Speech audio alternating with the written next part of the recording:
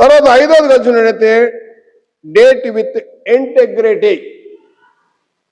మనము ఆ యొక్క కాలంలో అంటే ఒకరినొకరు అర్థం చేసుకునే సమయంలో ఈ రోజుల్లో చాలా ఫోన్లు వచ్చినాయి.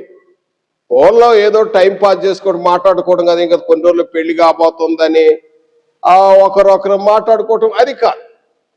ఆ మాటల్లో మాట్లాడుతున్నప్పుడు వాటి బౌండరీస్లో ఉంటున్నారు. రెండోది హృదయం భద్రపరుచుకుంటున్నారు, మనసును పవిత్రంగా ఉంచుకుంటున్నారు.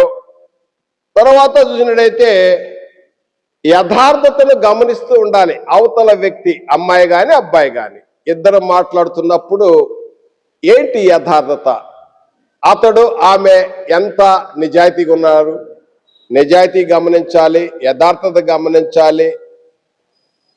తర్వాత అతడు ఎంత కనికరం కలిగి మాట్లాడుతున్నాడా, ఇవన్నీ గమనిస్తూ ఉండాలి. యథార్థత, నిజాయితీ, నమ్మకము ఇవన్నీ గమనిస్తూ ఉండాలి. మళ్ళీ ఇది కూడా గమనిస్తూ ఉండాలి.